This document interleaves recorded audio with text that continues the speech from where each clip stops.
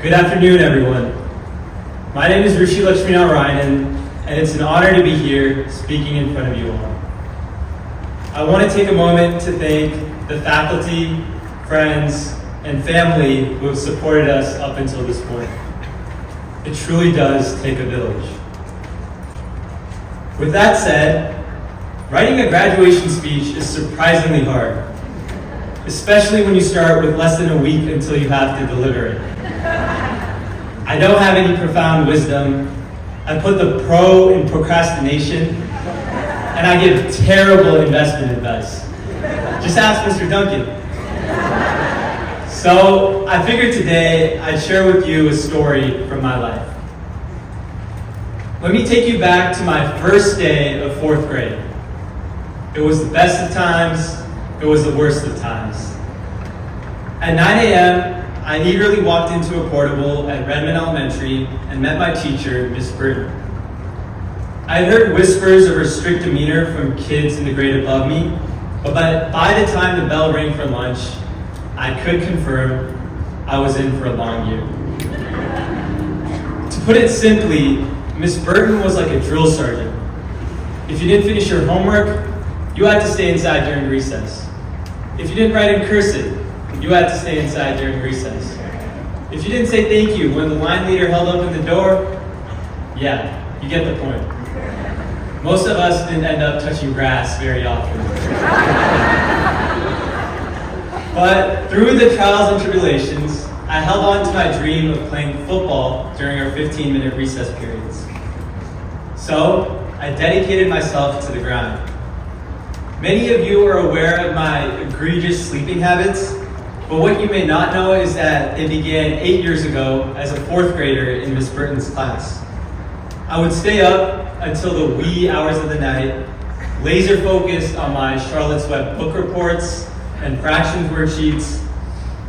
For the teachers in the audience wondering where that focus went in class, all I can say is Instagram Reels has severely reduced my attention span.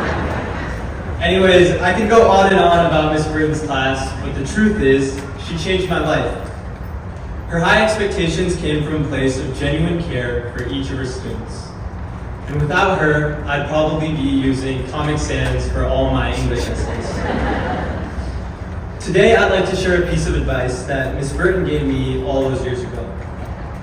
Every morning, she read us this quote: "Be the best person you can be." If I had heard those words from anyone else, I might have dismissed them as another cliche for a motivational poster. But because they came from Miss Burton, they've stuck with me even until now. Yet, the way I've interpreted Miss Burton's advice has changed a good deal over the years. As an underclassman at Lakeside, I thought being the best person you can be meant keeping my video on in Zoom breakout rooms, showing up to school, even on topless days, and signing up for clubs until my Outlook inbox was flooded. I perceived success as good grades and making new friends, but mainly good grades, right, Mom? Then we became upperclassmen, the big dogs on campus.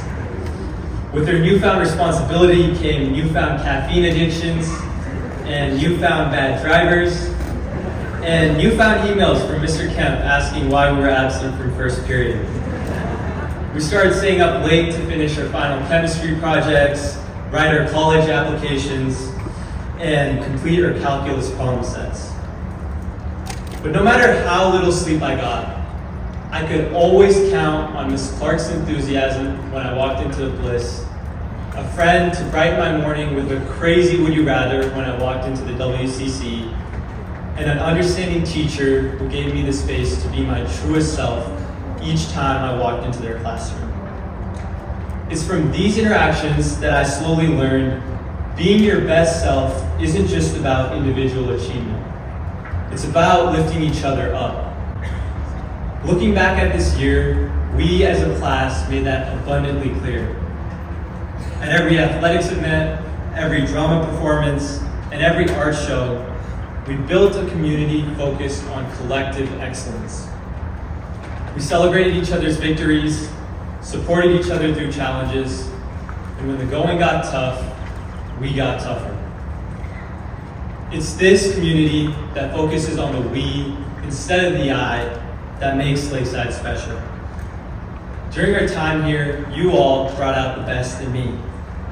I started my journey at the upper school with a speech for freshman student government, and it's because of the confidence you instilled in me that I'm here 4 years later with the pleasure of speaking at our graduation. So, I mean it from the bottom of my heart when I say I couldn't have asked for a better group of people to call my classmates. As we set out on this next chapter of our lives, my hope is that we continue living by the words of my 4th grade teacher, Miss Burton, and being the best people that we can be. Thank you.